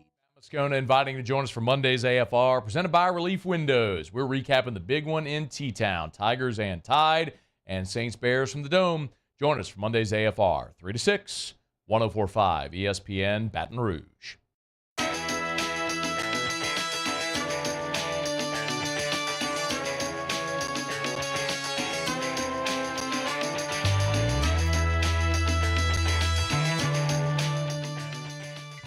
This is the Hunt Palmer Show on 104.5 ESPN Baton Rouge. Good win, hard-fought win. Look, none of these are ever easy in our league, all right? And for anybody that ever thinks that you got an easy one, you're waiting to get your ass beat. So we're excited about the win and moving forward and getting ready to go play Minnesota. Well, it's easy for the Chargers to beat them and the Packers to beat them too. Talking about the Bears, of course. Easy for the Chiefs to beat them. Not so easy for the Saints to beat them, but they did win, and that's very good. You'll just take any win you can get here. The goal here, from my perspective, for the Saints, this is a Hunt thing, not necessarily for anybody else to feel. I'd like to talk about a playoff game or two, and that doesn't mean you've got to be as good as the Chiefs or the Bengals or the Ravens. It doesn't mean you've got to be as good as the Eagles or the Cowboys. It means you got to be better than the South, and right now the Saints are better than the South. And they found a way to win late yesterday, and the teams in their division found a way to lose late yesterday, and that's how we sit here. Look, the Saints are going to play bad quarterbacks all year. You played a terrible quarterback yesterday, and he played a terrible game. That's what you could expect. I don't know that I would expect 5 turnovers, but something in that direction. And the Saints did a great job of forcing those turnovers. Last year, although the Saints were a quality defense, certainly, they didn't do a good job of taking the ball away. This year they are. And Tyson Badgett was very generous yesterday in his gift giving, and the Saints took full advantage of that, which I enjoyed. I liked the Saints' red zone efficiency yesterday. I thought Derek Carr looked decisive and accurate in his throws to Olave and to Taysom down there in the red zone. I thought that they used Taysom Hill very well in the red zone, and he's become a real focal point of their offense, which I think is a very, very good thing. It's unconventional. It's not the prettiest thing in the world, but it's effective. And so you've got to keep going back to that. And I thought that the Saints did a good job of that.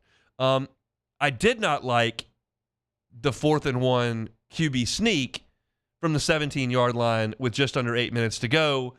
Look, you're playing Tyson Badgett. Take the 2-score lead. You don't need to force the issue there. Are the odds that you're going to get a yard on the sneak good? Yeah, they are. You're usually going to get that. So statistically, it's probably the correct play. I just didn't like it. You've got a good defense. You've got a shaky quarterback on the other side who's throwing the ball to the other team a lot. Take the 2-score lead. Don't force the issue. If you're playing Mahomes or Burrow, okay, we may need to go get a touchdown here. You're playing Badgett. Take the points. Now, if you want to push back and say those aren't guaranteed points from the 17-yard line, I'm not going to fight you on that one either. Blake Grupe's a problem. Blake Grupe is a problem. 18 of 23 on the year. 3 misses under 50. It's not the worst thing I've ever seen, but I expect NFL kickers to be just about automatic, and he's not. Got some help from Santos yesterday. Appreciate that. A little doink, but you repaid the favor later in the game. But overall, mission accomplished. You're just trying to get to 9 or 10 wins. And you're in a stretch here where you're catching a couple of breaks from a starting quarterback perspective, and you've got a chance to win some of these games. And you don't have to win them by 20 points. You don't have to win them by 30 points. You can win them by 1 or you can win them by 7. And the Saints got this one done by 7. Was it a clinic offensively? No. The Bears are not a great defense, even with the addition of Montez Sweat. And to only put up 24 points when you get the benefit of that many turnovers is not awesome. But I did think that when the Saints got an opportunity to punch in touchdowns, they did that for the most part. The statistics will tell you they were 3 of 5 in the red zone, but one of those is the end of the game when you took a knee. So really 3 of 4. I didn't like the call to go for it instead of kick the field goal, but you did punch in a couple touchdowns, which I thought was pretty good. So you sit here, if you're the Saints, and you look around at your division and those teams throwing up on themselves, the Falcons finding a way to snatch defeat out of the jaws of victory at home against the Vikings was a brutal beat for them. The Texans find a way to get it done behind C.J. Stroud, who looks fantastic. Carolina's got to be thinking, did we make a little bit of a mistake here? C.J. Stroud goes for 470 yards and 5 touchdowns on Tampa. The Bucs now fall to 3-5, and you look at the Saints, who are 5-4, and you've got a lead there on Baker and the boys who came to your house and took you out. So it's little picture stuff for me with the Saints. The big picture stuff is not going to change in my estimation. I still don't love Dennis Allen. I still don't love Pete Carmichael. I still don't love Derek Carr. I don't like the direction the Saints are headed big picture long term. That's not my favorite thing. But in the small term, in the short term here, you got to beat the Bears. You got to beat the Vikings. You got to beat the Panthers. And just sock in some wins and see if we can't have something interesting to talk about come January. You're fortunate. As we talk about almost every week, you're in a division that stinks. So just be the best of the teams that aren't very good. And they did enough to force 3 interceptions from Tyler Badgett and to hold the Bears to 17 points, force some turnovers, and make some plays when they absolutely had to. My biggest takeaway is continue to get Taysom Hill as involved as possible. When he carries the ball, good things happen. When he touches the ball, a lot of times in a game, good things happen. There are some statistics floating around when Taysom carries it 11 times, when Taysom carries it 10 times. Saints have a really, really good record. I'm all in on that. He had 11 carries for 52 yards yesterday. He also had, of course, the touchdown pass, which was a nice play to Juwan Johnson, who was wide open. A good design there from Pete Carmichael, so hat tip there. But it was mission accomplished. Matt said on his show on Friday that if the Saints were to lose to Chicago, that Dennis Allen should be fired on Monday. They didn't do that. They won the game. They're in first place. They're 5-4. And now you start to look at the schedule and you think, okay, this is kind of doable. When you've lost 4 out of 5, it's a low feeling. But you beat the Colts and a backup quarterback. You beat the Bears and a backup quarterback. You got the Vikings coming up. That's a backup quarterback. You got the Falcons coming up. That's a backup quarterback. You got the Panthers coming up. That's a rookie quarterback. You've got the Giants, who are going to have a backup quarterback because I think Daniel Jones is hurt. You've got the Rams. I don't know what's going on with Stafford. I mean, you've got more of this. So you could look at this and say, well, they're playing Tyson Badgett. Like, you're not going to get that every week. Well, yeah, you kind of are. You're getting Josh Dobbs, and you're getting Taylor Heineke, and you're getting, I don't even know who the backup is for the Giants. Is Tyrod Taylor still around? Like, I have no idea. So it is replicable. It is something you can lean on. It is what you're seeing almost every week. There just isn't a lot of meat on this schedule. And so for the Saints to win a couple, should be feeling a little bit better. You're top of the division. And you just got to continue to carry that through for the next few weeks and see if you can't limp in and make things exciting coming up in January. All right, that's our look at the black and gold here on this Monday. I hope your work week's off to a very, very good start. We're going to take a timeout. When we come back, LSU is on the hardwood tonight, year 2 of the Matt McMahon era and year 3 of the Kim Mulkey era will get underway. We'll talk about those coming up next. The Hunt Palmer Show.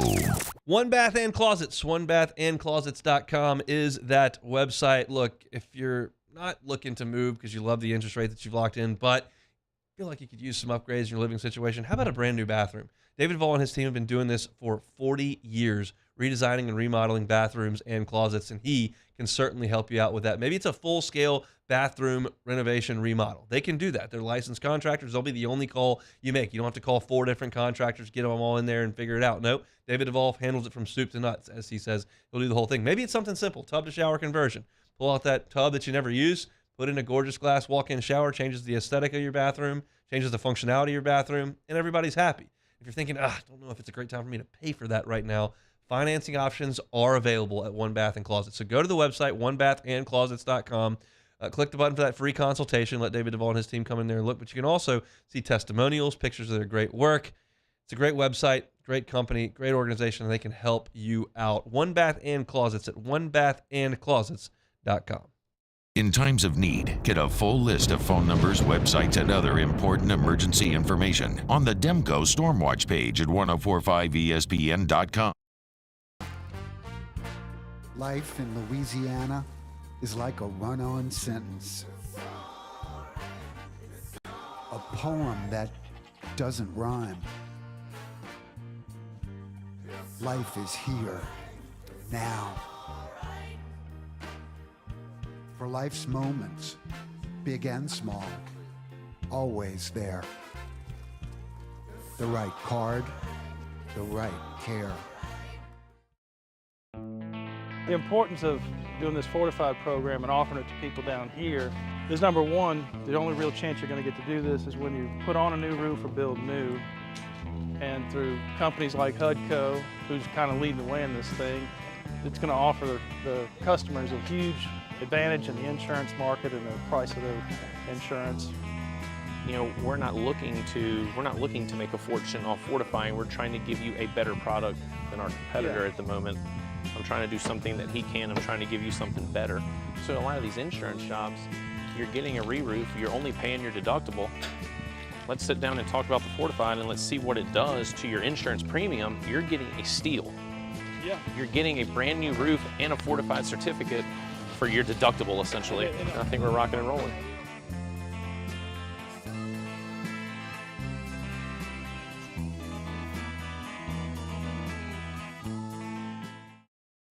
Scooncha fall in the air. Fall is right around the corner, which means fall fishing is, which means it's time for you to take your boat to the next level with front-to-back boat service in a bunch of different ways. You want a custom stair job, you can have a ton of fun out there on the water, they can do that. What about a spot lock trolling motor? So you stay right where you need to in casting lines, or sonar that's let you see the fish under the water before you cast. All of your maintenance needs as well. For 38 years, they've been at it and will continue to do so. The Sherman family of front-to-back boat service. Running Boards Marketing can help you get their attention. Imagine your brand's message on a giant LED billboard truck that can't be skipped and is nearly impossible to ignore. Running Boards Marketing is the leader in effective and affordable advertising on digital mobile billboards, which are 2 times more effective than traditional billboards. With a 97% recall rate, you'll leave a lasting impression with your customers.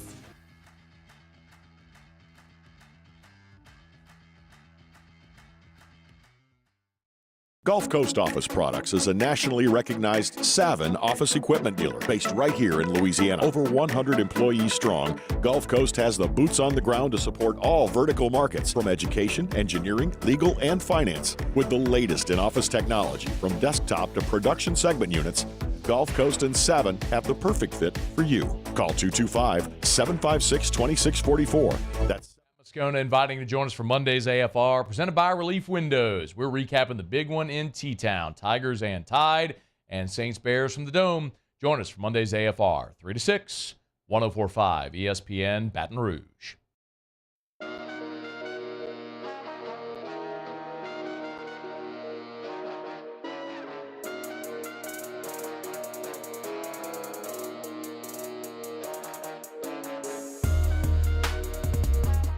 You're listening to the Hunt Palmer Show on 104.5 ESPN Baton Rouge. So it's basketball season. That sneak up on you a little bit? I think it may have. The defending national champion Lady Tigers will take to the court at 6:30 Central Time tonight out in Las Vegas. They will take on number 20 Colorado on TNT. So if you want to watch the defending champs, you can catch them on TNT tonight. They'll be playing a top 20 matchup. J.R. Payne and the Colorado Buffaloes will be the opponent. Iowa beat Colorado in the NCAA tournament last year. Of course, LSU beat Iowa to win the national championship last year. And this LSU Lady Tiger basketball team is going to be absolutely loaded. I know last year LSU just beat everybody by 1,000 in November and December. It was a pretty weak non-conference schedule. Kim said, hey, we didn't know what we were going to have. You don't want to, bring in a bunch of transfers and then have to, play Murderers Row. Now that we kind of have our feet on the ground and know what we're going to have, I think they'll schedule a little bit better. And I would anticipate that you will see that. You'll see LSU play Virginia in the non-conference. You'll see them play Virginia Tech in the non-conference as well.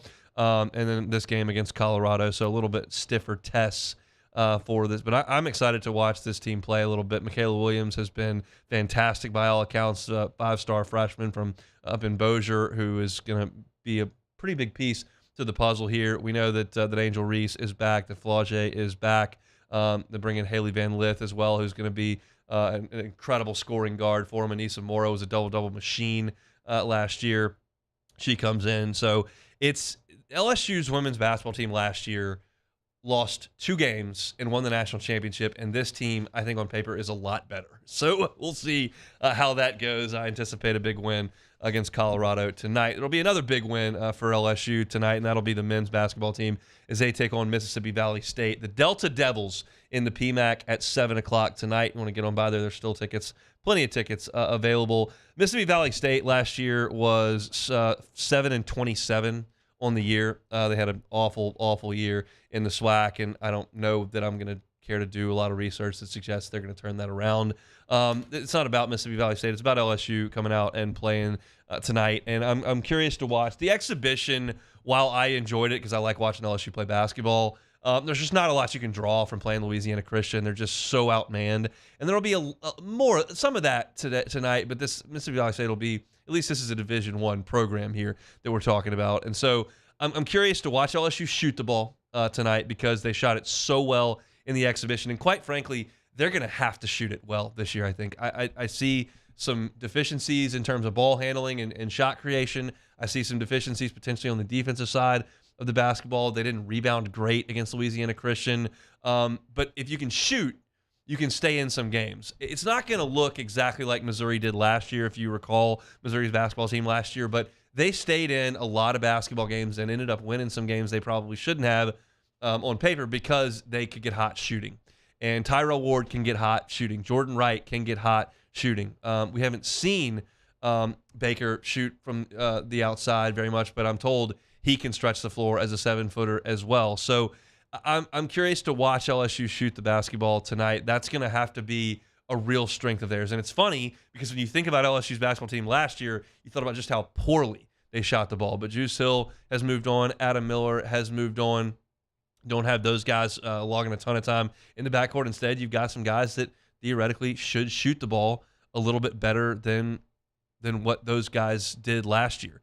I mentioned Tyrell Ward, and I mentioned Baker, and I mentioned Jordan Wright.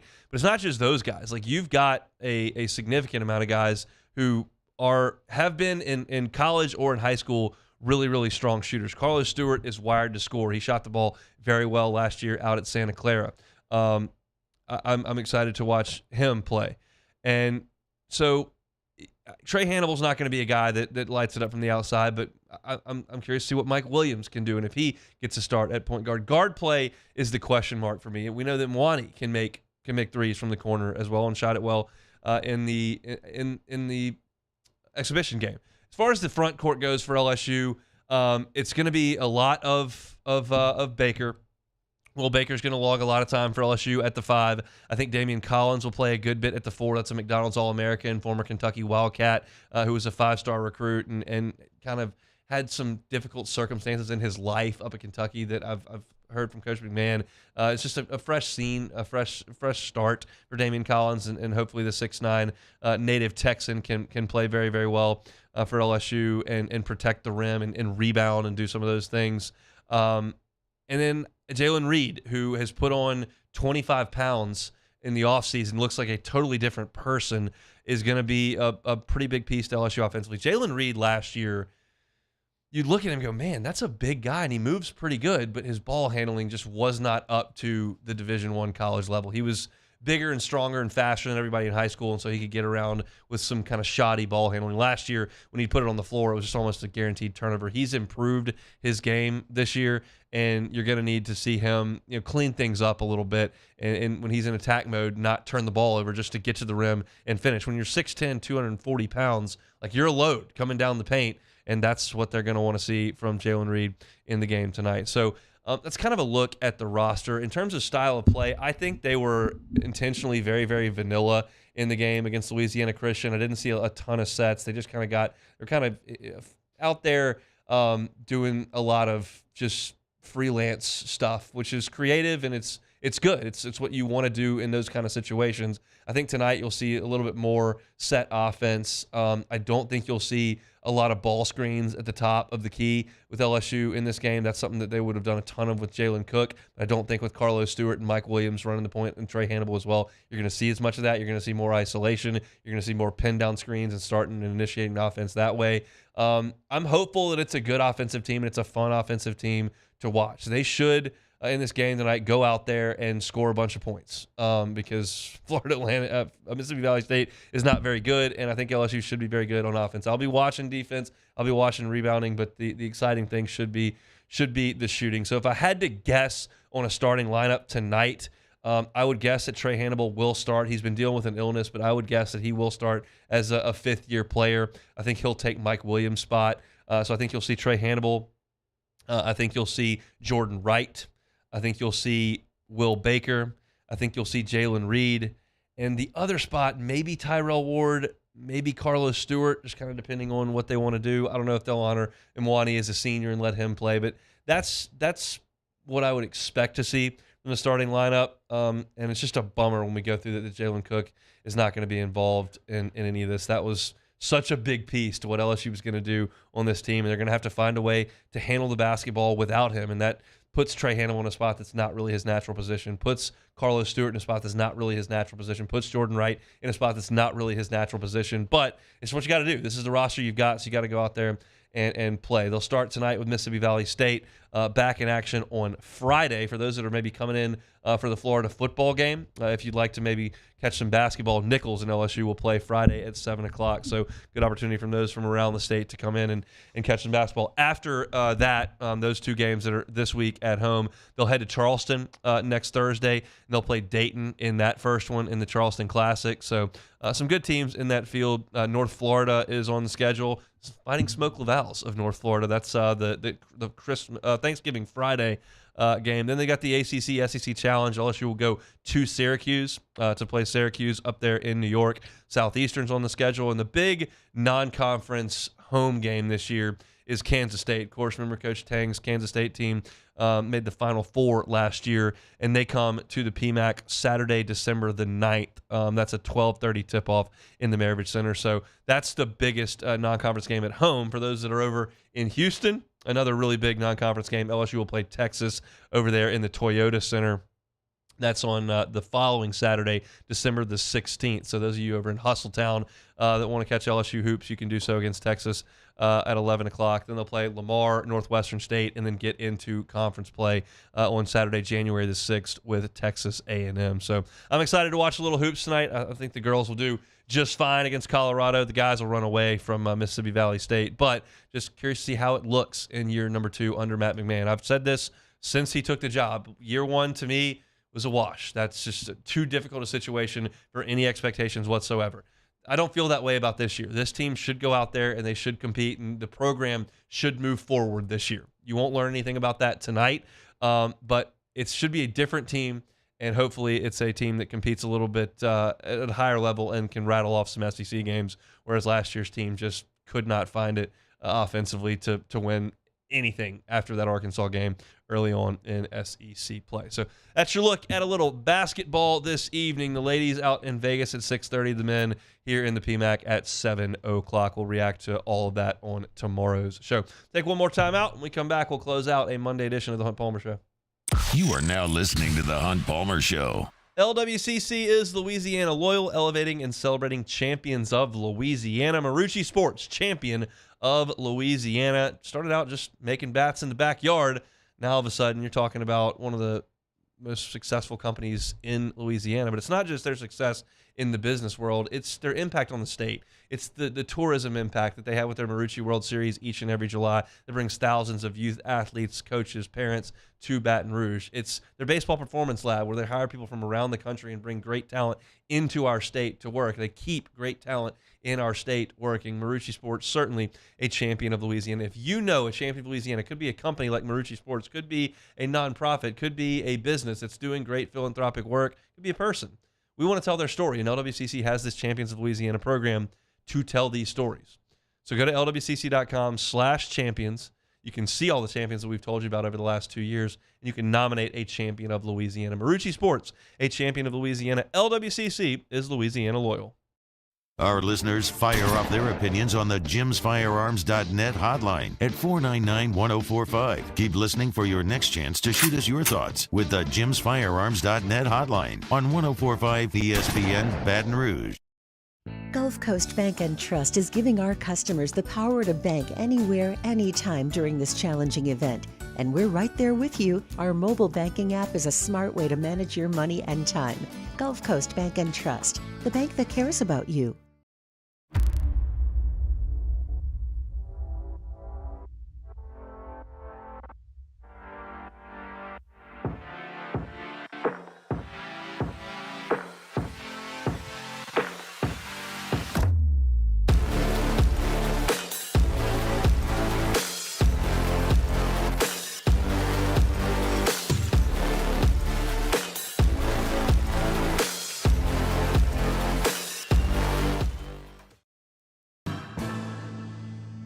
His name was Cain.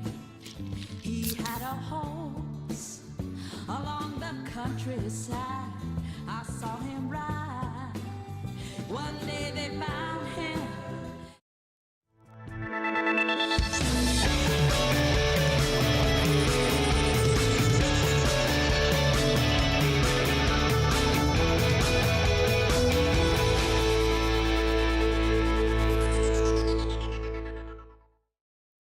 When is a taco more than just a taco? When it's Government Taco. Voted best tacos 3 years in a row by 225 Magazine, Government Taco puts the most delicious spin on tacos the capital area has ever seen. With creative combinations like the Magna Carrot, the Filibuster, or the Steak of the Union. Plus perfect tortilla chips paired with the best salsa and queso you've ever had. And happy hour every day from 3 to 6 p.m. and all day on Thursday. Government Taco, 5621 Government Street. Electricity is all around us, and our families depend on it. Every day is sparked by the power of a cold drink or a warm meal, a movie night, and a comforting light at the end of a dark hallway. From sunrise to sunset, playtime to bedtime, our team is ready to take care of your electrical needs. Even in the case of an after-hours emergency, the light in your life shines brighter with Mr. Electric. I've been doing business with Luba for 25 years. They're dependable, trustworthy. It's just the attention to detail with our clients. Our folks have years and years of experience. They're highly trained professionals, but many companies have that asset. What I'd like to think makes Luba a bit different is that we use those talents in a way that truly is dedicated to serving the needs of the folks who depend on us. Dylan Cruz here to tell you about Six Rings Baseball and Softball Camp. If you live on the North Shore and play ball, go to Six Rings Camps with former LSU. Moscona inviting you to join us for Monday's AFR, presented by Relief Windows. We're recapping the big one in T-Town, Tigers and Tide, and Saints Bears from the Dome. Join us for Monday's AFR, 3 to 6, 104.5 ESPN Baton Rouge.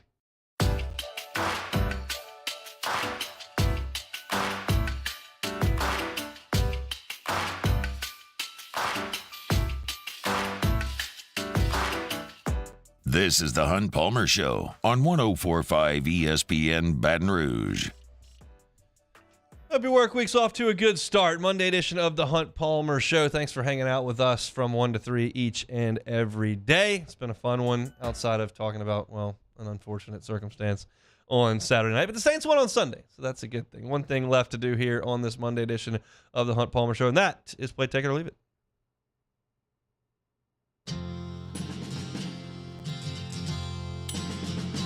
You could turn off and on more time. Sorry about that. How's it going over there, Beck? We good? All right. Sorry about that. Wasn't sure how we were going to do this, but go ahead and start it off with the Cubs, as we talked about a little earlier. Yeah. They went out and hired Craig Counsell from the Brewers, which is interesting how that works out. The Brewers, of course, the Cubs' hated rival. Turn that music down just a touch. Yeah, sorry. You're good. Gotta get this. It's the first time I'm doing it like this. That's all good. We're gonna work through the kinks. Yeah. And we'll figure it out. But yeah, the Cubs did. They hired Craig Counsell to be the new manager. Take it or leave it. I have mixed emotions here. I'm gonna take it in full, but I'm mixed on it because David Ross was such a big piece of the 2016 team. He had a huge home run in Game 7 of the World Series off of Andrew Miller, and he was the guy that was like the catalyst of that team as far as leadership goes. And I really wanted him to be a success as the Cubs manager. And I'm not going to pin the last 2 weeks on him totally, but it wasn't good. And Craig Counsell is one of the best managers in Major League Baseball. Now, I've hated Craig Counsell for 10 years. He's been the Brewers manager. But the Cubs felt they could upgrade. And it was a shock to, I think, everyone in baseball. They thought it was kind of a Mets and Brewers situation because Counsell's contract expired. He didn't want to re-up. He wanted to test free agency, kind of see what it was like. And the Cubs kind of pulled a fast one on the rest of the league, and they had to fire David Ross in the process, which is a bummer. I love Rossi and hope he doesn't hold too much ill will towards the franchise. But I do think the Cubs got better today. I think the manager's better, so we'll see. All right, next one here. Jaden Daniels will get an invite to New York. Take it or leave it. He needs to play the last 3 games. I'll take it. If he plays the last 3 games. If he doesn't play, like if they don't play him against Florida and then like you just don't play him because you don't feel like it against Georgia State, like your statistics are gonna take a hit there, and that's his entire case is on statistics because the team is not good. Now the Heisman is really prioritized winning over the years. We always talk about RG3 winning it when nobody really rose up. I mean, Alabama and LSU were the best 2 teams that year, and you didn't really have a Heisman quarterback to lean on there. So you had Tyrann Mathieu, but RG3 was the guy that ended up emerging and winning it. That's the case for Jaden Daniels. You heard Denton Day early in the show saying he thought that Jaden Daniels is the best player in the country, and I don't disagree with that at all, but you do have to play. And if Michael Penix's team goes undefeated and J.J. McCarthy's team goes undefeated and Jordan Travis's team goes undefeated, all of a sudden seats at the table become a little more difficult to get. So I'm hopeful that he will get invited to New York because he deserves to be there, but he needs to play, and LSU probably needs to win out. Moving on here, the Bengals are the team to beat in the AFC. Take it or leave it. I'll leave it. Can't dethrone the Chiefs just like that. I know they haven't been awesome the last 3 weeks, but they are the Chiefs. They do have Mahomes, and that gives them the crown in my eyes. I think the Bengals have figured some things out. I think it's shocking how similarly the last 2 years have gone for them, where Joe gets hurt and misses practice time and comes back early and isn't himself, and they stink on offense and they lose some games, and then all of a sudden he gets healthy and they get rolling. They looked great last night. They played a fantastic game against Buffalo. That first drive, Joe just goes right down the field. It looked so easy, and they're fun to watch. Their defense is playing pretty well. Got a really good defensive coordinator, and Joe has figured some things out and gotten healthy. So they're close, but I'm going to still. Not too bad to finish the season. They got the Steelers twice. They got the Vikings, Colts, Browns. So they could easily. They never beat the Browns. They never beat them. It's crazy. The Browns stink on ice, and the Bengals can't beat them. But yeah, it's doable. They can beat anybody with him playing the way he is. Moving on here, the NBA in-season tournament. Take it or leave it. What is this? I'm leaving it. I don't even know what this is. Okay, so I think the NBA is trying to replicate something that a bunch of the bigger soccer leagues do. Yes, sick, cool. Where's Hester? I don't know why the NBA thought this was a good idea. It's not. I don't think teams are going to take it very seriously. So and they're not going to really care about it because there's no history behind it. No, what's the point? Like you're not even adding games to the schedule. These are part of the 82, and you're just prioritizing them. Why don't we give a trophy at the end of the year for who had the best record on Tuesdays? Like we're just making up stuff to give out now. Nobody gives a rip about the NBA in November, and this made up phony thing is not going to help that. That's ridiculous to try to emphasize some regular season games just out of thin air. We'll give the Fridays trophy. Let's see who had the best year on back-to-backs. We'll give a trophy for that too. The back-to-back trophy. The back-to-back trophy. We'll make it out. We'll have two people standing back-to-back. That'll be the trophy. That, actually. Yeah, that's perfect. Yeah, it'll be great. Give that out too. What are we doing? Why do we always have to do different stuff? The NFL's got to go play in Germany, got to do all that kind of stuff. Every conference has got to blow up and expand. NBA's got to play games that don't matter and try to make them matter. Can we just keep things the way they are? NBA in-season tournament. I don't think so. All right, last one here. The Audubon Zoo. Take it or leave it. Look, we went to the Audubon Zoo yesterday. It's my first time there. I'm going to leave it. Like, they had a bunch of empty exhibits. They're cleaning a bunch. I didn't see any animals. So we got the Breck Zoo right here in Baton Rouge. That's better, and it's closer if you're listening to this show terrestrially. So I'll say this: the Audubon Zoo had a very good shrimp platter. It was okay. They had the shrimp were very big and very flavorful and very tasty. The zoo experience, I didn't see any animals. Where are they? They're all inside, or they're cleaning the cage, or this exhibit's Maybe closed. They're hibernating. Maybe so. But I just. The Breck Zoo, that's where you got to be, right up there in Baker. Well, it's a better spot. Apparently, they just redid the New Orleans Aquarium, so maybe you need to hit the aquarium. Next. Well, see, my Myers and my wife went to the aquarium one Saturday a few weeks ago when I was doing football. Okay. I'll tell you this: I got to be pretty honest with you about this.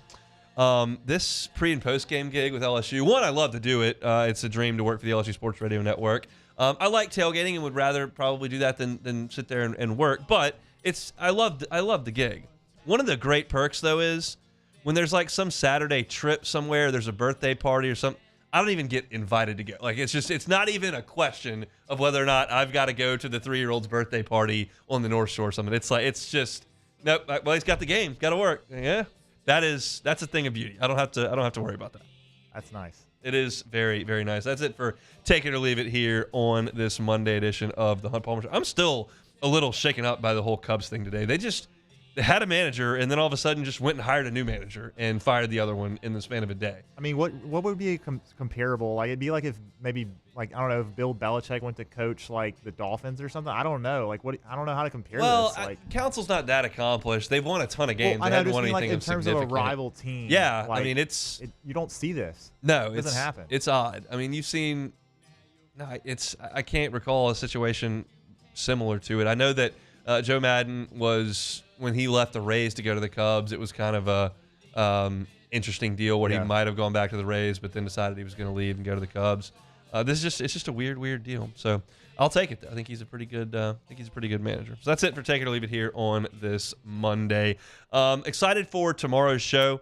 We will have Glenn West, as we always do, talking about the Tigers. He'll be in the PMAC tonight, and he was in Tuscaloosa on Saturday. So we'll chat with Glenn about basketball and football. Sharif Ishak from WDSU is going to be with us to talk about the Saints as well as the Pelicans. I'm looking up, and it looks like Zion sitting down for back-to-backs, BI's banged up. It seems like it's always something else. CJ's got something going. There's always something with the Pels. So we'll talk with Sharif about that. I'll react to LSU's basketball openers, women and men, tomorrow. And we'll certainly start to turn the page and look at Sunbelt Billy and the old Florida Gators, as LSU in Florida will play Saturday night in Death Valley. For those that did not see, they did announce the game time for Georgia State next week. That'll be a 7 o'clock kickoff inside Tiger Stadium, so it'll be another Saturday night in Death Valley. And we certainly anticipate that LSU and A&M will be a night game as well as it has been in the past. So looks like you're going to get 3 straight Saturday nights in Death Valley to finish this thing off in 2023. So very much looking forward to tomorrow's show. If you missed any of today's show, you can always catch it on demand, 1045ESPN.com's on demand tab, Apple Podcast, Spotify, Google, anywhere you find your podcast, search The Hunt Palmer Show. It'll pop up. We appreciate any likes, subscriptions, rates, reviews. All that helps us out a ton to get our content in front of as many people as we possibly can. I started the show today talking about LSU's defense just being atrocious on Saturday night, and that's not news to anybody. And then the second segment talked about how well Jaden played and what I thought of the hit that knocked him out of the game. So you can catch those on Hunt on LSU, our YouTube channel. Hunt on Saints is where you can find our Saints stuff. That was in hour number 2. Also, my SEC picks against the spread were in hour number 2, and we appreciate Denton Day for jumping aboard, as he always does on Mondays. Denton's the host of SiriusXM's College Football Overtime on Saturday nights, and he's with us each and every Monday. That'll do it for me here. Going to pass things along to Matt Moscona, who's going to drive you home on After Further Review. We're back tomorrow, same time, same place. It's the Hunt Palmer Show.